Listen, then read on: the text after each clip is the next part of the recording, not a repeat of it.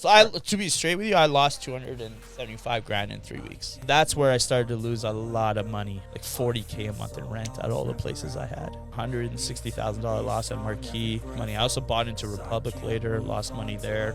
It was bad, guys. Like it was bad. I dumped in about 300,000 at a Vietnamese restaurant, and I lost about $250,000 there. Yeah, so I was 30. I was probably close to $1 million in the hole. That's insane. $1 million I was in the hole. But things started shifting, just like everything shifts. And I was sheltered myself. I'm like, I didn't want to go bankrupt. I'm like, I have to pay this shit off. Yeah. And I had to rebrand myself, which was the issues. It took a long time. It took a lot of money, too. I was spending money on billboards. I was doing marketing. But what I realized is it wasn't as easy. Man, honestly, it's more of a, like I said, there was a lot of things I learned from that. But it was just, you have to, I think when you fall that low and you have no other choice, your back's against the wall, you're gonna figure it out, right? So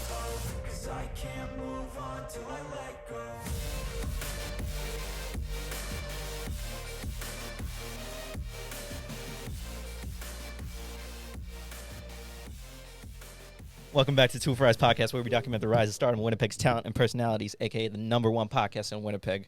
Got a great episode for you guys today. I think you're gonna enjoy it. Let's go. All right, let's bring on our guest for today. He's a real estate agent, a buyer, an investor, and the owner of Winnipeg Real Estate on Instagram. Here to talk about the current market and educate us. Please welcome Shiraz Ali.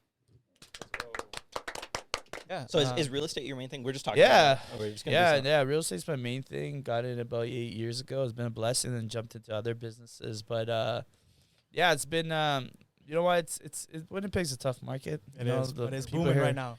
It's a Canadian issue, man. Yeah, it's not a Winnipeg issue. That's interesting because we're mainly focused on hence 204 rise. Yeah, so. You know what? I'm gonna tell you because I do well in real estate here, and I'm ready to I built my foundation to know that I could do this faster somewhere else. So yeah, I might eat for a couple of years where I'm at. Yeah, but I'll be able to scale quicker than anyone else, right? So at the end of the day, you guys are young. This is 21, man. It's cool that you guys are doing this shit. I've been in business since I was 16. Wow. Yeah. Real estate at 16. No, I was running, it's funny. Anyone who's 30 knows this whole story. So when I was 16, there's no place for people my age to do anything, right? So what happened was there's various nightclubs across the city. And we went to the nightclub owners and asked, hey, can we rent out your hall? We want to throw a party for our friends. There'll be no alcohol. But, they could have that nightclub experience on a long weekend holiday. So let's just say a Sunday where there's no school on Monday. So these nightclub owners were like, yeah, sure. We're not using the hall. Just give us, rent it out or give us a piece of the door cover or whatever it is. So we would throw these events. So at first, I was at Massey actually.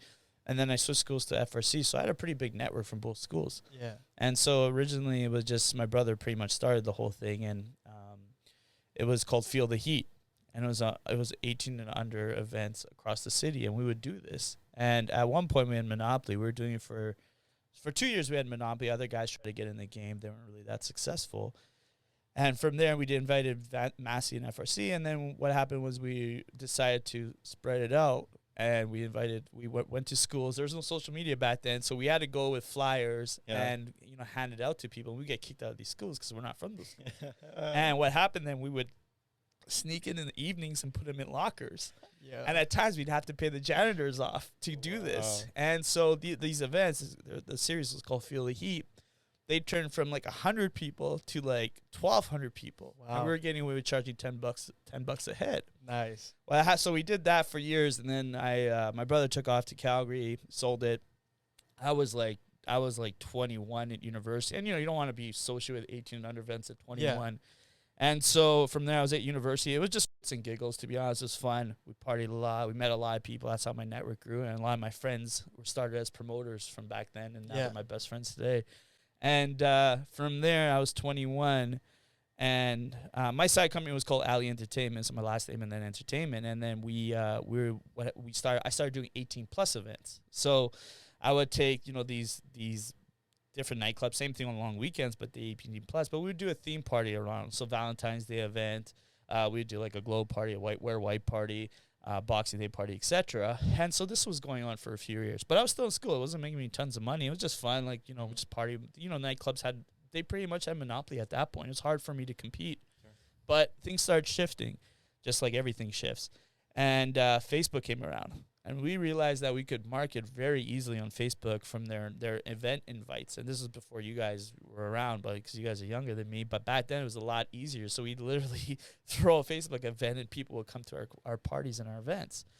And so we throw different club events, and it kept going. And I was around 24, and then I met Steven. So Steven was doing raves, so Sound Republic. He was doing a lot of raves across the city. So he had a different clientele. My clientele was top 40, hip-hop. You know, he had the raves, and he comes to me. I think I was like 22 or something, and he comes to me. He's like, he came to one of my events, saw what I did. It was a good event. It was at Dylan O'Connor's. It was a pub on Pembina.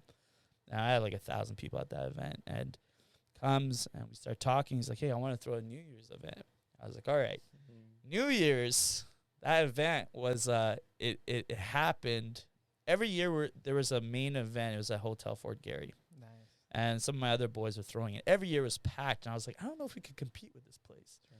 And Steven's like, let's just try. So we rented out what was back then was the Exchange Event Center, and on Bannatyne, which I think it's called that now. But we rented that out, and me, Steven, and another partner completely filled this room with like 1,200 people at like, it was like $50 a ticket or something. And that was the first time I felt like real money. You know, I think my take home was like $10,000 or $14,000 that night. It was crazy. And I was like, yo, this is crazy, you know? And I had my birthday event 2 days before, and I did another club party, and I had Boxing Day like 2 days before that, and it was another club party. So that week alone, I worked my ass off, but it was like crazy. And then I was like, man, I made like 25 grand this week. Yeah. Wow. And this for, you know, I'm 20, 21, 22, and I'm like, damn, I never really felt that type of money, right? And at that point, I remember I took off to Toronto for a bit just to kind of clear my. I slept for like a week straight. It was crazy.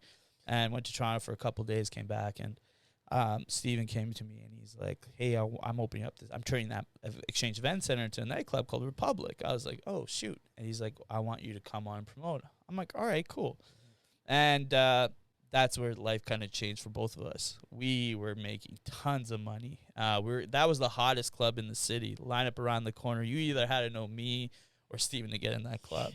And we had there was other partners of Steven as well, Deep and Jack. And it was crazy. It was nuts. And hottest club in the city for years. We had Blackberries back then. So I had two Blackberries, and we were always on BBM. And me and Steven both were always looking at our phone. It was crazy. And we did that for years. And a few years later, I got into ownership. So we opened up a club called Rock Bar. I bought into a club called Mystique. Steven went and bought into a couple of other ones. I bought Dylan O'Connor's, turned that into Marquee, and that's where I started to really suffocate. Let's just say that's what was the biggest mistake I did. And some of the promoters today in the city actually come to me and ask me, you know, what do you do wrong? And this is what I did wrong. We tried to grow what we had at Republic. We tried to duplicate and do it more and more, and that's where we screwed up, and it sunk us both. So that's where I started to lose a lot of money. Realized I couldn't hold up. I think at one point I was like 25, paying like $40K a month in rent at all the places I had. And, you know, you're putting that money out. We had to borrow from nightclub, put it in. We were under budget. And that's when life started really unfolding really badly. And like I said, everyone in the 30s kind of know this story. They were there with me the whole time. So there's a few things. I remember taking about $160,000 loss at Marquee. It's turned into a show. Rock Bar, we got bought out, which I think we made a little bit of profit. Mystique, we lost money. I also bought into Republic later, lost money there. And I was promoting another club called Opera. And then what else did we have? I was opening up a Vietnamese restaurant. So what happened was, it was bad, guys. Like it was bad. I dumped in about $300,000 in that Vietnamese restaurant, and the best advice I could give any young guys trying to open up a business or a restaurant or a nightclub is have a lawyer look over your paperwork. You know, there was a lot of things that that wasn't done properly with me and my partner, and I lost about $250,000 there. Yeah, so I was 30. I was probably close to $1 million in the hole. That's insane. $1 million I was in the hole. I lost like that much. It was like I think because I borrowed a lot of street money too. So yeah, it was about $1 million. Yeah. That this is just getting started. Yeah, Well, I lost the mill, and I remember I was like, the thing is, I was in a bad state. I was in like a really bad state. I think I was probably 2 years depression for sure. Like I was, and I always tell people that when you're dealing with stuff, what I did wrong in that case was I sheltered myself. I was at my parents' basement at that point, and I was sheltered myself. I'm like, I didn't want to go bankrupt. I'm like, I have to pay this shit off. Yeah. And I just had too much pride. I was like, I can't take the easy route out.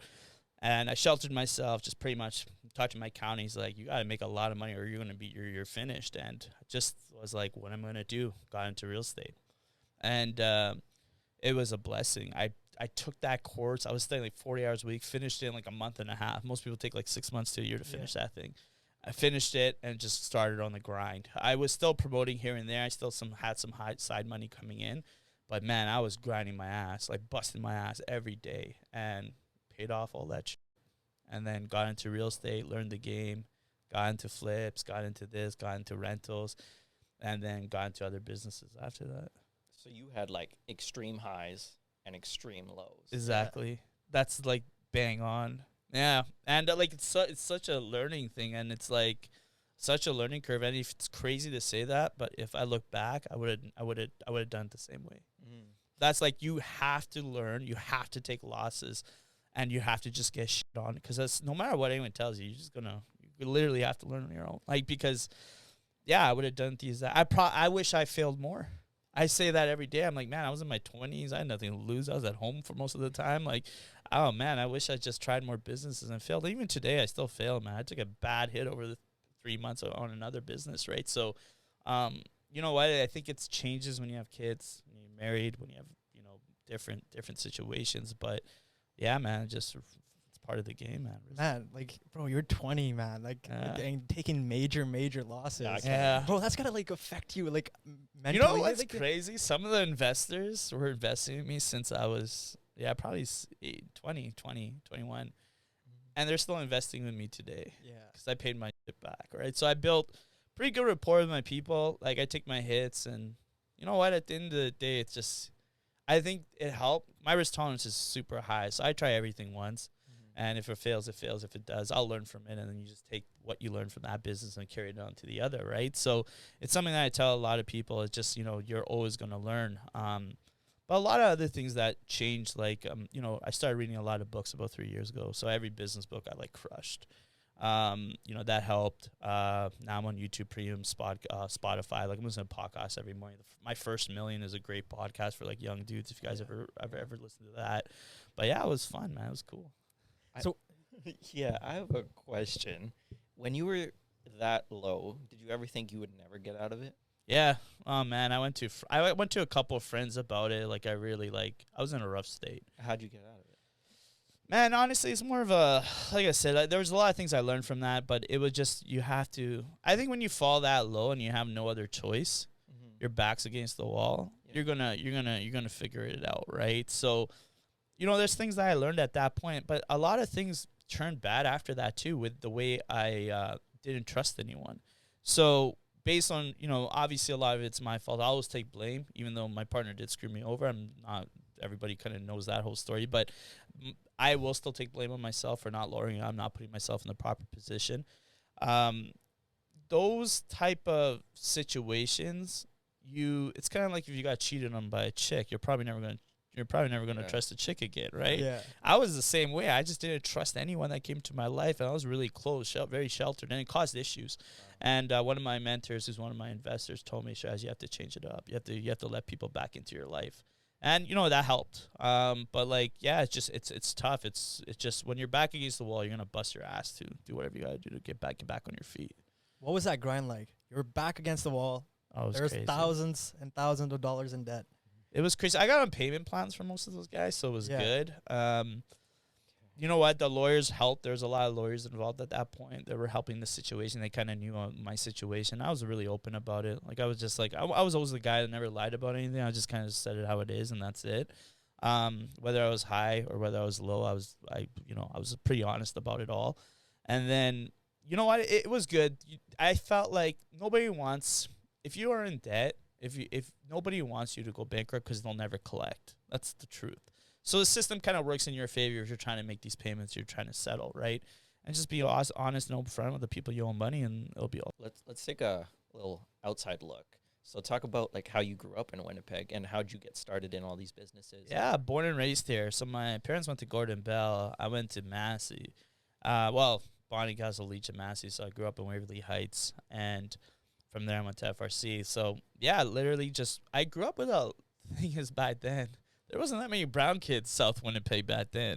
Yeah. So I was like, I had to grow up with everybody else, right? Yeah. So, you know, I got to know them. Like, I got into rock music. I got into hockey. Like, I got into stuff that, like, typical brown dudes wouldn't get into, right? Now we live in Canada and everyone's getting into it, right? Yeah. Now it's so multicultural. But back then, I was able to really grasp every single culture, that which was a blessing for me, was able to build that multicultural friendship with everybody across, you know, across the city, from Vietnamese to Filipino to any culture, I'm friends with them. That was a blessing. That was the best thing that ever happened in Winnipeg. That's the thing I owe Winnipeg everything to, is the multiculturalism, is being brought up with everybody. And that's the one thing about Winnipeg compared to the other cities like we were talking about, that this city has some of the nicest people I ever met, by far. Yeah, man. Like, I mean, you said you were 21, like, making 21 grand a night. Or, like, in a week. In a week, right? Bro, that kind of money is dangerous at that age. What was that feeling like? It was stupid. I was living a weird life, man. Like, I was traveling a lot. That was a weird phase in life, partying a lot. It was wild, man. It felt like a little movie, a little rock star movie. We were traveling lots. I was covering bills, you know, at the bars where we had unlimited tabs. It was crazy, man. I think the most I ever made was, in one night, was about 16,000. Wow. Yeah, it was crazy. Was that the life you wanted, though, as a kid? You know what? It's kind of crazy. I think at that point, I just wanted to be popular and make friends, though, I think. Yeah. I think I was having a lot of fun. I don't think it was the life I wanted. I think I always wanted to be in business. I always wanted to do big things. That's what I wanted to do. I think that industry, I wish I got out of it earlier, to be honest. Like, I wish I got out of it like 26 instead of 28, 30. I wish I definitely got out of that. I think it was great. Like, I learned a lot about business. I learned a lot about leases. I learned lots about marketing. I learned lots about shareholders. It was just kept going, and partners. And I learned so much in that industry. And I remember, man, some of the old owners used to like I was the young one. I was very immature, and they would yell at me and tell me stuff. And I look back now, and I'm like, man, they were right? Yeah. So it's like I learned so much in that industry that, yeah, like I said, it wasn't something I wanted to do forever. I honestly don't.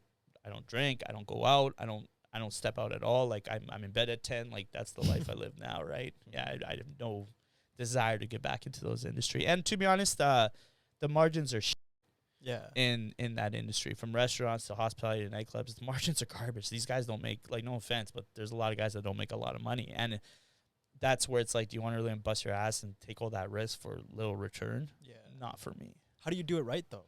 To be honest, I don't know. To be honest, I've been out of the game for so long. I think now things are a lot different. So just a heads up, if you're talking about like the nightclub industry, and we can even talk about restaurants. Back then, it was harder to meet chicks. It was harder to meet dudes. So you had to go out. And people weren't that healthy. Like, man, I see the girls at the gym at 21. I'm like, they can't be 21. You know, so back then, we never had the health conscious environment, you know, so people didn't care what they put in their body. So the world is a better place now for sure than back then, I would say. But back then you had to go out to meet people. Now I don't think, what's the point? You want to go to a club, spend $500 in a night? No, hell no. People are traveling now. People are taking care of their bodies. Yeah. People are meeting on Tinder or Bumble or whatever it is. So yeah, I think the game's completely changed. I don't think there's any desire to go out, maybe to dance or still party here and there, but a lot of my friends don't do it anymore. What about like the business world in general? Like, how many of these restaurants or clothing brands or other things are actually doing it, and how many of them are just... It's tough, man. To be honest, I think like 80% of them are probably suffering or just barely making ends meet, and that's the truth.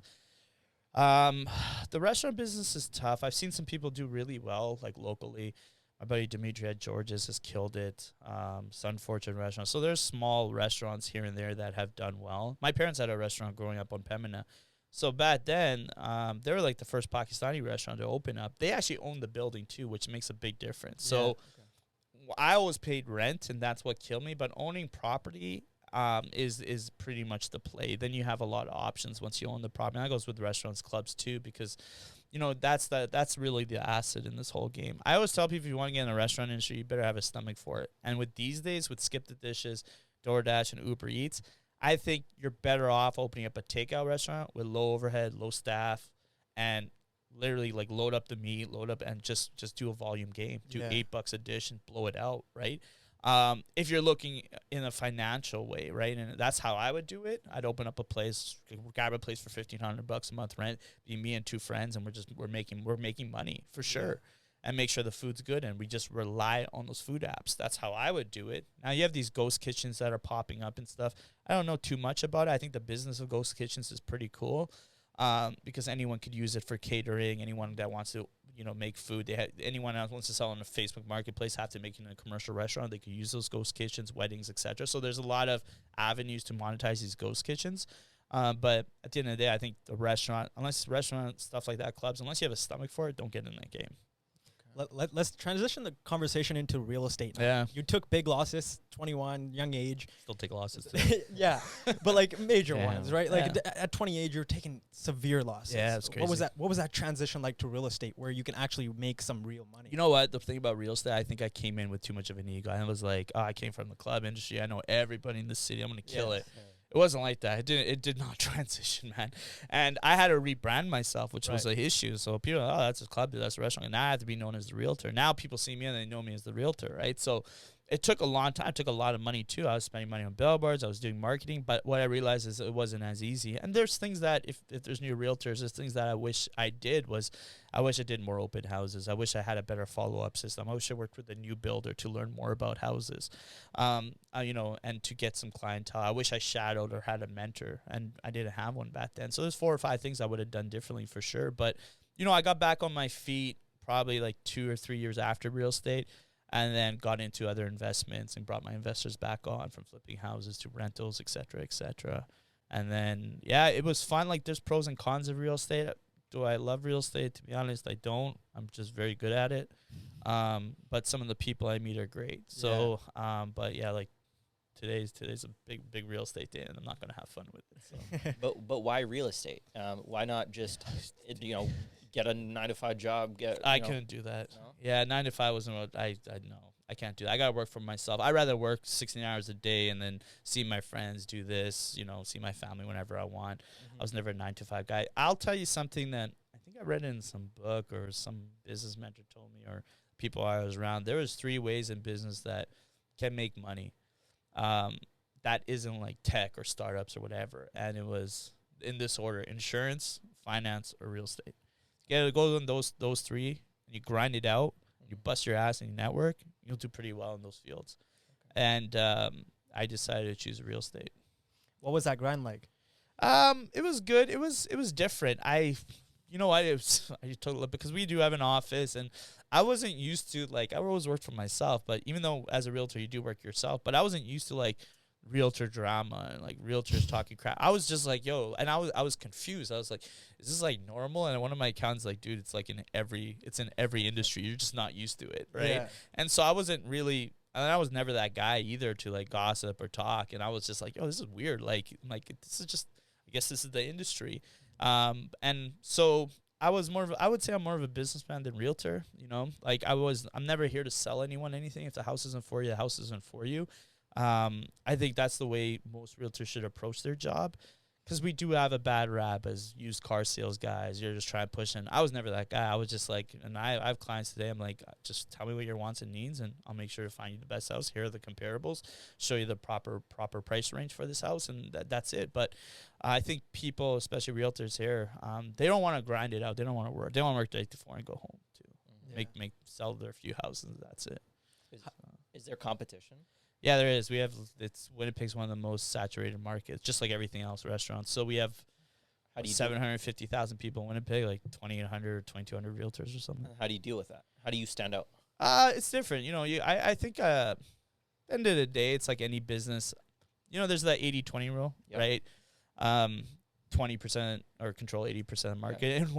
And when in real estate and finance and insurance, it's more like 10% control the show. Yeah. So if you're not in that 10%, you ain't make much money. And you just build on it, right? So obviously referrals is big. I spend a lot of money on marketing, guys, like this, from podcast to video. Like I have Prolex Media. I got guys, I try everything from Facebook ads. I do webinars every month that have been amazing. I do mailers.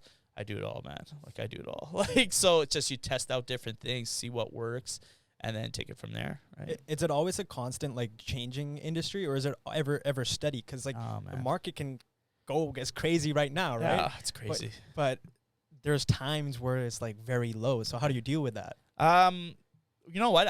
This is the first in 8 years of doing real estate. This is the first time I've seen the market like this. Yeah. So it's definitely in the seller's market. When it's low, you're more working on towards buyers, right? So there's buyers and there's sellers. So at the end of the day, as much as people want to say, oh, you shouldn't set January's up. I know a lot of realtors take off in January. I had a killer January. Yeah. I just had a killer week in February and minus 40 weather, right? So it's like you'll put in, no matter how tough things get, if you work, you grind, you'll do well. So it doesn't matter what industry you're in. Does it come down to volume in the end? Because we were looking at like other real estate agents like in New York or like Ryan Serhant or people like those. Yeah. If you're only making a certain amount off of one property, those guys in New York only got to sell one property versus Winnipeg. Yeah, Winnipeg's a volume game, and honestly, there's not much money here. I sold 92 houses last year, and I didn't make much money. If I sold 92 houses anywhere else, I'd probably make, like, let's just say, Texas, $2.5 to $3 million a year.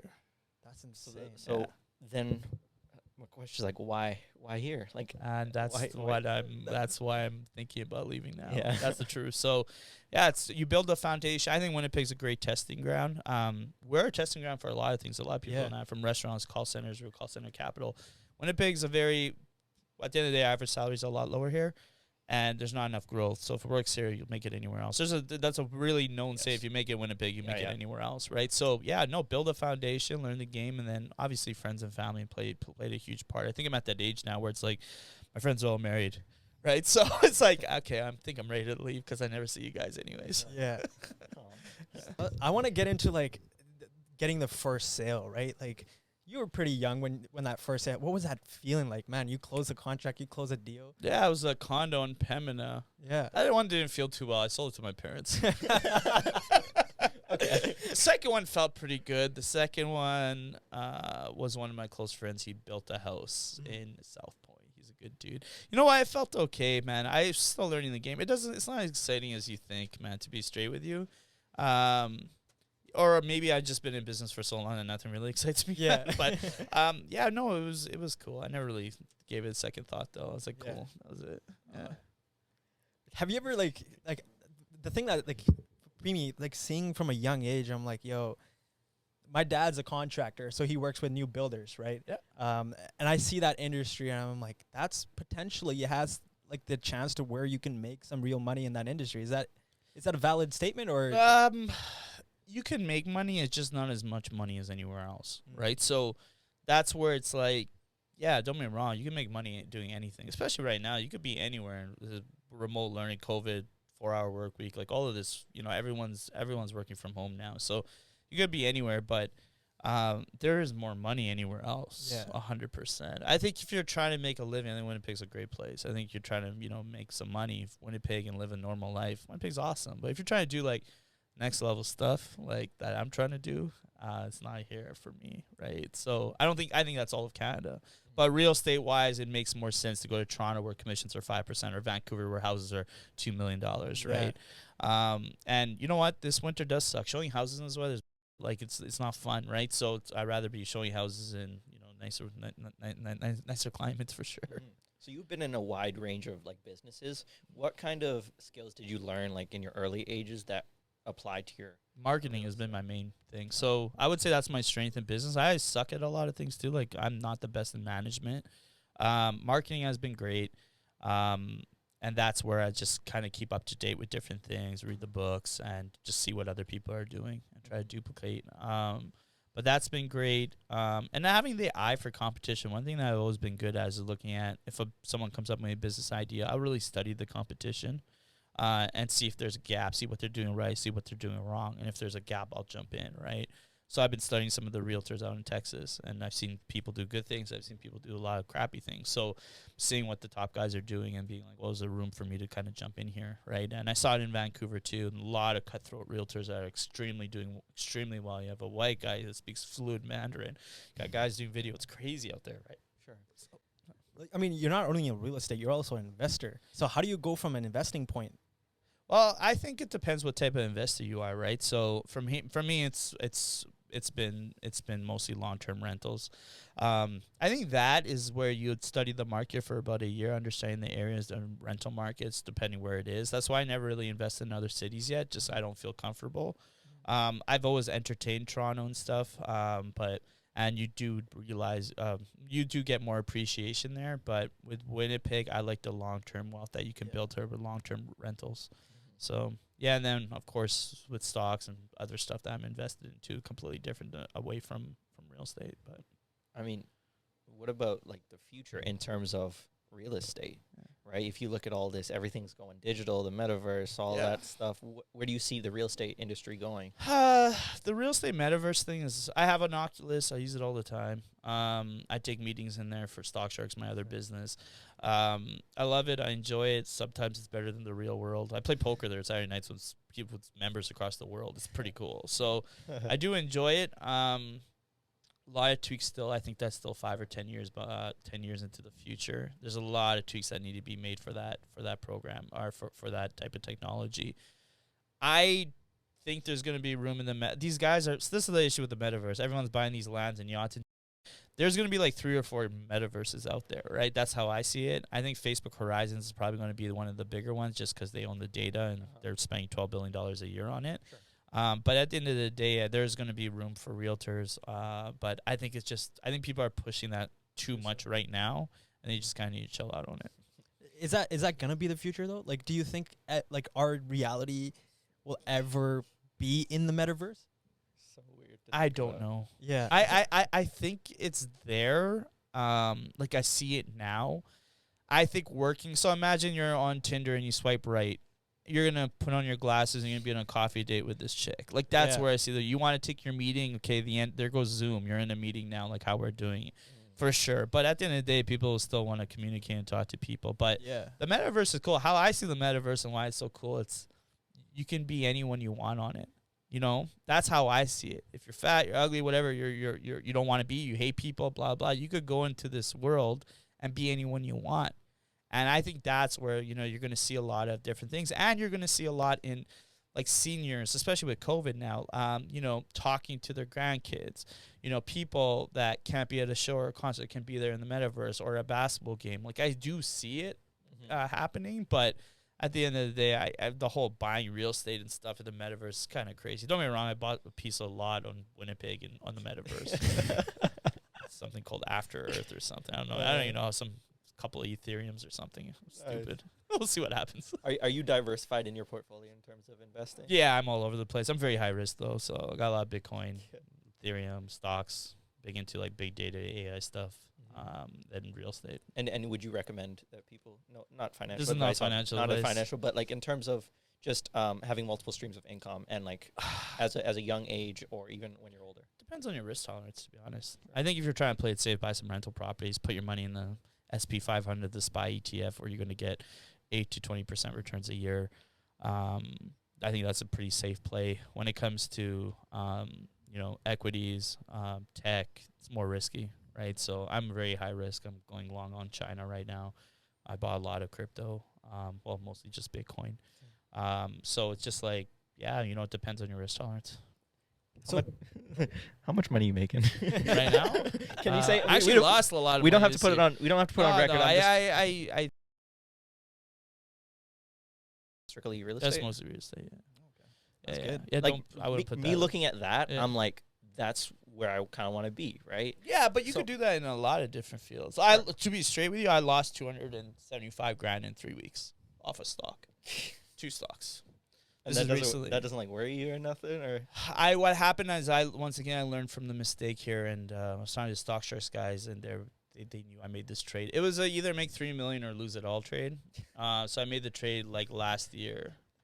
Yeah, a lot of people knew about this trade. Even in Winnipeg, they knew. And what I did wrong was I borrowed too much from the broker. So it was pretty much a margin.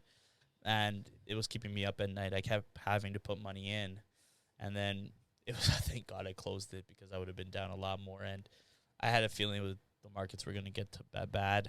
And I had to close it and I took the hit. Does the industry ever scare you? Yeah. Like man, stocks? Stocks, like real estate, like whatever you say. Real estate doesn't scare me. Real estate. I have that. That's an asset. light work. Yeah, you know what? Even some stocks, I don't care. The reason this one's scary is I was on a margin, so I borrowed. I was highly leveraged. So the best advice I give people if you're trading the stock market, use your own cash. Don't borrow cash from the broker. Don't go and leverage. And I've seen people do it, and I just pretty much blew up my account. But to be honest, I was on like a 4-year bull run in the stock market, so all good things come to an end, guys. Like, it's just, it's okay. That hurt, though. Hurt a lot. I can imagine. Well, I mean, no, I can't imagine because I'm not in that situation. Oh, yeah, I got pretty bad. I had to sell my Lambo. I was like, oh, man, the things are getting pretty tough. I had to sell it. Whoa. Bro, you have a Lambo? Yeah. I thought you guys knew that. No. Is it outside? No, it's sold now. It's gone back to Vancouver. But, yeah, I was getting tough, and I had to sell it, man. Okay, lifestyle. Let's talk about the lifestyle because those are dreams that we aspire to be. Right? Oh, like I have a picture. Young, though, I have a picture of a Lamborghini in my room. So every brown kid wanted a Lambo. Exactly. I was the one that grabbed it. Yeah. So what happened was, this is funny about the Lambo. So last December, I had an i8, the BMW i8. Yeah, 9.8. Okay. And I had a sick car. I love that car. Yes. And what happened was, I was playing the stock market. This is right at the beginning of COVID. Okay. And I made a trade. I put $100,000 in stock, and I turned it to $300,000 in like 3 months. Wow. Yeah, it's crazy. Stock was called Palantir. I'm still in that stock. It's low right now, but I have a position. And I closed half the trade, and I paid off the i8. I was like, hey, cool, whatever. I'm like, I have a sick i8. It's paid off now. I financed it or whatever's done. And then, like, February, March came around, and I was, like, I'm getting bored. I'm like, the i8's going to come out in the summer. Do I really want to drive it still? Oh, no. Yeah. And there was a Lambo on the market. There's a few. There's a white one, there's a black one. And I just started inquiring. Just, hey, I have an i8. I'm thinking about trading in. Yeah. And then my buddy Amir at Miracle Autos, I take call. He's my car guy. So I'm like, hey, I'm thinking about buying. He's like, yeah, we can make it work. He's like, your payments would be a lot less than the BMW, blah, blah, blah. You trade it in. And then, pretty much did a deal with August Motors in BC, who are really well known to do, like, the exotic cars in Canada. And their customer, they kept in touch with me, and then grabbed it, drove it around for 4 months, sold it, made a profit, which is awesome. Yeah, and that was the end of that. So my advice is, like, it's funny because I was driving the shit out of that car too. I was a black Hurricane, and with green interior. That's sick. That's sick. And I sold it, made a profit, which is crazy, and that was the end of that. I'll probably never buy a nice car again. Man, you're living every kid's dream. Yeah, it was pretty. Yeah. Now it's like I'm over it though. Yeah. So I think I'm 37. I'm not married. Well, pretty much going to be soon. But I was 37. You know what? It's not even. I'm not a kid no more, right? So I think it was a cool lifestyle. But I took the hits, and I've always liked cars. I was the same thing. I always wanted a Lambo since kindergarten. I was like, I'm gonna buy one day. Yeah. And I bought one, and then I swear to God, after a month, I was like, whatever. This is useless. It's loud. It's annoying. It's too low. Like, especially in Winnipeg. Yeah, I was just like, my neighbors are pissed off, and I was like, that was the end of that. And I had fun, and I'll probably never buy another Lambo again. Was it worth it? Like, I made money on it. Yeah. So was it worth it? You know what? To be honest, I've always liked cars. Like I said, once you have a Lambo, it's kind of over after that. It's like, what are you gonna buy after, right? Mm-hmm. But it was cool. You guys will get there. I swear to God, anyone who ever wanted a Lambo could buy a Lambo. Yeah. I just got really lucky at when I bought it, when I sold it. Sure. Yeah. Does it ever feel surreal? Like the lifestyle you live? Like, no, not anymore, man. You know what? I think in my early 20s it was. Yeah. I think that was like, I woke up like, holy crap, I'm living like a dream. I think as I got older, like I bust my ass, man. Yeah. Like I like every day I'm up early. I grind, I'm reading, like I'm always doing something to like just educate myself and learn anything. I'm always networking. So I wouldn't say now it's worth it. I think I'm just that old dude that was one of the things left on my bucket list. There's a few other things, go to Super Bowl, go to World Cup, mostly sporting events and stuff. But yeah, like I had fun, man. Vegas trips, like did it all. Miami, just had fun, man. So a lot of people have these goals, right? Yeah. Especially at young age, like we're aspiring to do similar, or like, live the lifestyle that we want, but there's a lot of people who don't achieve that. So what do you think separates you from like actually achieving it and not achieving something? I think people can achieve anything they want. It's just you have to do your homework. You have to educate yourself, and you gotta bust your ass. I don't think anyone can achieve anything. I think my situation would be different. Would I buy a Lambo if I had a family and kids? Probably not, right? But it was my situation at that time where I was able to do stuff like that. And in my early 20s, was able to do all that partying in clubs and take the risk, losing all the money. Yeah, because I was living at home for most of the part. And then at the same time, I didn't have a family. I didn't have kids. There's no responsibility. So I think it depends on the person's life situation. But when it comes to achieving your goals, whether it's a big house or a Lambo or whatever the case is, you'll achieve it 100%. Yeah. Once you figure out, okay, well, what are the steps? First, you have to have the dream. Then you got to figure out the goals to reach that dream. And then you got to figure out the steps, in order to make that happen. And it's the steps where it gets, and it's also industry, to be honest. Like, I see guys on TikTok making millions, YouTube, etc. So, like, things have changed now, but it all depends on industry, right? And your city too, where you're like, well, who's your competition? How much you cut, profit margins. But I don't think people are trying to achieve those dreams. I think people are now, especially because a guy who's had a lot of toys, I think more people are more into lifestyle, more into traveling, more into taking it easy. I don't think people are, they're more chill, man, for sure. There's so many jobs out there right now. Nobody wants to. Half my friends that have businesses can't hire anyone. Nobody wants to work. Do you think it's like nowadays is it more about being comfortable, or is it more about like reaching certain like? Oh, I'm on a next goal, man. Yeah, like yeah. My next goal is like, it's like, yeah, I got goals. Like I want to get to 100 homes, like only 100 homes. I got goals. I want to take over the next city I'm in. So it's like different goals, stock strokes. I got plans with that to try to build that up. Yeah, I got goals. I got dreams. I still got dreams, but it's not like material stuff. So you'll get over. I have nothing material wise that I want. Yeah. At all. Like nothing. There's not one single thing I want material wise. I'm curious to see where you get that like mentality, because like we're looking at it. I'm sitting here. I'm like, my goal is to drive a Ghost, like a Rolls Royce Ghost. Yeah, sick. Yeah, like that's sick car. Like that, I want that, right? Yeah. But then I'm like, okay, from listening from like, for example, like mentors like you, where like you've driven the Lamborghini, is it really worth it? No, it's not, to be straight with you. Like, I think, so at the end of the day, like, you could go, like, what, Ghost is what, $500,000? Yeah, something. Okay, so what, you pretty much, if you want, you could put $150K down, slam $150K down, make $150K, slam it down, finance the rest, drive it for a year and sell it, right? Yeah. Maybe take a $10K loss or whatever. So it's like, it's definitely doable, right? Obviously, you have to make that first $150K or whatever, or whatever it is. Like, it's doable, but is it, like, are the toys worth it? No, absolutely not. It was just one of those things where we wanted, and you have fun with it for a certain time, and then it's over. When, like, we live in a social media world, so do you when you see people like flexing their cars or flexing their fancy watches, whatever, do you look at it in a different eye? Do you see through that? Well, lens? I had a post on my Instagram. I actually took it off because the same thing, you get the hate, right? I realized that small-minded people will probably hate. Yeah. Right. I think people that have the bigger mentalities, they don't care. I think it's important to, whatever makes you happy, you should do. If something, so this is crazy. I have a friend who spends so much money on shoes, it will blow your freaking mind. And he doesn't even wear these shoes; he just collects them. Like they're obviously valuable to him. And he was having problems, and his wife. I'm like, bro, do you enjoy it? Then do it. Like, if you enjoy it, do it. I had another friend, same thing, into Versace. He wears like Versace at the gym, bro. Like it's crazy. And same thing with him, same issues. I'm like, yo, man, if you enjoy it, do it. And that's where I stick with it, man. If it makes you happy, do it. If it makes you happy, I think everyone should. I don't take many pictures, and I feel like I should be taking more pictures. I think it's like you should, keep those memories. You should, like, people are gonna hate no matter what, whether you do it or you don't. People are gonna. It's Winnipeg, or it's Canada, or it's the world. It's just how it is, right? Yeah. It's just people are gonna hate no matter what. They're gonna hate on you whether you post it or not. Yeah. So yeah. So where do you find that balance? Like balance between like actually wanting to be like a multi-millionaire and then finding a balance between a happy life. You could be happy though.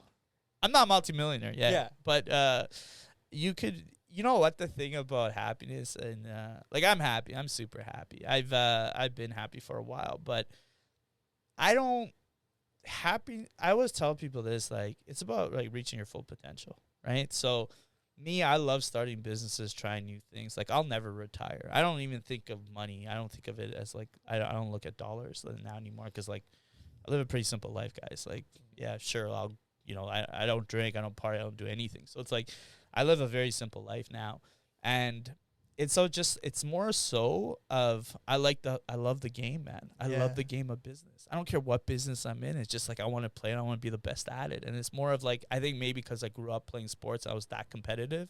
But today I am still that competitive just in business. And that's what I love. But yeah, you guys will get to a point where you realize that it's not about money. Yeah. You'll make money. I swear to God, you guys are 21. You guys are doing these big things right now. You guys will make more money than me. Go as you guys get older, and you'll see it, and then you'll look back at this podcast and be like, damn, Shaz was right. Actually doesn't mean because at the end of the day, what do you have? You have your health, you have your family, you have your friends, and your deathbed, you're gonna think about the stories. Like I could look back at all the stories I had with my boys in my 20s from those club days, and I'd be like, and that's what you're gonna be talking about, the good old days, right? The trips you went on with your friends, your family, your parents, and like that's where the most important part is, and that's why I can't work for anyone because I want to see my friends and family whenever I want, right? What does like your daily life look like? It's crazy. Now? It's crazy. I don't know. Consistently, for a while, I was awake at 4:30, 5:30 every day. Mm-hmm. So I'd get up, go to the gym, come back, protein shake, and usually before 8 a.m. if I get that out of the way, by 8 a.m. my phone's ringing. So emails, everything else, it's go time, then work. And so the odd days where it's just strictly content, which is now Fridays, so for Stock Sharks and Real Estate. Then I have a team, which have been great. So I got a lot of realtors that are helping me out. So showing houses, running around, delivering checks, stuff like that. Do that, and then see my friends and family whenever I can. And then I'm pretty much working till like 9, 10, and then pass out, do it again. It's pretty cool. I like it. It doesn't feel like work because you work like for the yourself. Consistency aspect. Yeah, 100%. 100%. You guys could be doing this all day and enjoy it. You get to meet I love meeting people too. Likewise. Yeah, that's what it's fun, right? You get to learn from them, right? You learn from me. I'll learn from you guys. Even this whole setup, like I'm going to learn from it, right? So at the end of the day, it's just like that's what you want to continue to do is just learn from people, man. And just enjoy it. Enjoy the process. I'm curious to see, we asked Steven the same question. From your young age, like what lessons did you learn that you continue to apply to this day? Me and Steven are actually pretty much the same dudes. Like we went through the same hell. I got out of that game. I think he's still in it. I love Steven. But the same lessons is same thing, man. We busted our ass back then too. No matter what anyone says, we were having fun. But man, I remember I'd be on a trip, I'd be busting. He was traveling lots too, and we were still working every day on our laptops. We never took anything for granted. And it's just same thing. You're gonna learn, the stuff that we learned, the high leases, the personal guarantees we put in, dealing with landlords, dealing with suppliers, contractors. We got burned so much. There's another business we had, Rec Room. So the original Rec Room was me and Steven, we and a bunch of other partners. And like the one on Sterling? No, they pretty much took our name. Oh. So we actually had the original Rec Room on Pembina, and I lost so much money on that business, and our contractor burned us, and it was just it was the worst situation that we got into. It was supposed to be a sports lounge, same thing, ping pong tables, arcades, everything, and just a complete show, man. And so and the thing is, we started that business, and we got burned by a contract, and I got burned at another contractor at another business. So going into real estate, I realized right away I got to watch out for these contractors, right? So yeah, don't cheap out. Like pay your contractors for peace of mind. Get a contract. All the same stuff you learn in business, you learn it throughout. It's the same process in different businesses. How important is networking? Networking is important now. It's awesome because it's more virtual now, right? So, it's crazy because like best example, Stock Sharks, the financial education business I started. We have members across the world. There's like no members in Winnipeg or a few, but $200 American a month. It's a community. It's like Wall Street Bets, except people pay for the membership and it's more exclusive. So you get our research and our education, and that business was built on social media. And I have people in Stock Sharks I never met that I'm super close with, right? Because we talk every day. And so that's a cool thing where it's like networking is important, and networking now, you got to network everywhere, right? And I think I'm at a great age though. So you guys grew up with the internet. I was actually explaining to my mom this. I was at her place the other day having chai, and I was like talking to her how much of a good situation I'm in right now, because when I was 20, a 30, a 40, a 50-year-old wouldn't listen to me, right? Because I'm too young. You don't know what the hell you're talking about. Yeah. Today, as you guys grew up with the internet, and we were outside when I was your age playing basketball and stuff, riding bikes, like that. But today at 37 now, a 50-year-old will listen to me because I'm 37. I'm mature. And I'll listen to the 21-year-old because I know that they're smart as hell and they grew up with the internet. Yeah. But a 21-year-old won't be able to really communicate with a 50-year-old. So I feel like the 30s now in businesses, like business people, will have the best opportunity to learn from both angles. And so, like, whenever I'm talking to 21, like you guys and 23-year-olds, like, I'm listening. Like, I learn more from you guys than I learn from the old guys. Mm-hmm. Old guys are still old school, real estate, some ETFs or whatever it is. But, like, the young guys are more risk calculated, knows what's going on. So I have to listen to you guys, right? Because, yeah, you guys are just smart as hell. Like, in that trade, though, like, where do you find that balance, right? Because, like, you also know what you're talking about. Yes, no, I don't know what I'm talking about some stuff. For real estate, I know what I'm talking about. But, like, best example, the finance stuff, I don't. My partner is the finance king, right? Yeah. So, that was a pretty cool story how we met. I was just looking for, I wanted hedge fund returns, and I got referred to him, and then we became partners. But at the end of the day, it's just what I do best is when I look for talent, and when I see talent, I build a business around them. Because I know how to market. Yeah. So it's very straightforward. Like, if I see talent, I can build a business around it. Mm-hmm. It's that simple. Are you at the point where you can look at a business and be like, I know how to take this from here to here? Yeah, 100%. Just because you've done it so many times? So many. I'll study the competition. I'll see, like, what's going right, what's going wrong. I'll look at the type of traction that they're getting as of right now, what you can be done. But, yeah, man, all day. It's fun. Yeah. Enjoy it to do there. Is there any story that you have that stands out in your mind that, like, just listening to what you're saying, we're like so like there's interested. A lot of stories. So what's one story that you were like, damn, this really changed my life, or this was something that good or bad, either one? You know what? I would say the defeats I took in the industry in my 20s was probably it was good and bad, right? The ones that we talked about earlier. Yeah. But you know what? There's a new story every month. I can't pinpoint one right off the bat. Sure. Yeah. It's crazy. So from all your career, what is like some advice you would give to the young entrepreneur, the content creator, or the real estater out there? Just fail forward, man. It's the best advice I could give you. Just make sure you take some hits along the way. Honestly, it's funny because every CEO is taking hits. Zuckerberg took hits. Amazon, Jeff Bezos had a stupid like phone that he threw out, like he lost billions on that. So it's like people don't really talk about like the hits that these people take. Steve Jobs took hits. Like everyone took hits, but no one talks about it. I'm the guy that likes to talk about them because I'm like, that's where you're gonna learn, right? But at the end of the day, it's there's just take hits. At 20 years old, you better be like, and read books and fail and don't care about money. You'll make money, and most of people's wealth are built between 40 and 60 anyways. But Jack Ma I think he started at like 32, 33. Yeah. Even Bezos worked at freaking McDonald's in 84 or 89 or something, right? So, like, these guys all did their thing, man. And people, it doesn't matter what age you start at. Like, there's just take your hits and read a lot of books. Is the saying more money, more problems true? Not for me, man. No? Okay. No. Good I've heard people say it. I've had friends say the same. I think tax reasons, it sucks. Sure, yeah. Definitely more problems that way. Honestly, like I said, like I've had my hits. I think I've lost more money than I made in my life, just a heads up. I just had a few hot years, right? But, it comes and goes, man. It's just money. You guys are 21. You'll realize it's nothing. Okay. Yeah. It's good to hear. What about the saying that money can't buy happiness? Think so? Yeah, because it's at the end of the day, like it depends what type of money. Mm-hmm. I think that would you rather be broke or not have money, right?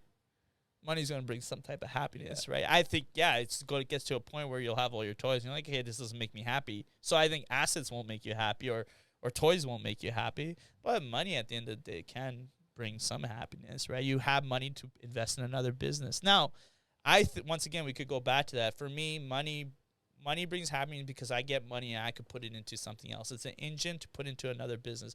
So I guess you could say the businesses make me happy. So if you're making money, you're not doing with it. Yeah, you're probably miserable. Yeah. You know what I'm saying? Yeah, that would suck. Yeah. So it depends what you do with the money, I would say. That's for sure. You know, I have friends that give a lot of money to charity. I have a lot of friends that are like me that love businesses. They like opening up different stuff. Yeah, man, just keep building stuff. Generational wealth. Try to get to that point. I like that. 21 years old, man. Yeah. I know. I think this is the perfect way to end off the podcast. Yes. So make sure to check them out. We'll tag everything in the description below. If you haven't already, make sure to check out our Spotify, all the streaming platforms. We're live every Tuesday morning at 11:30 a.m. on the UMFM radio station, 101.5 FM. Until next time, peace.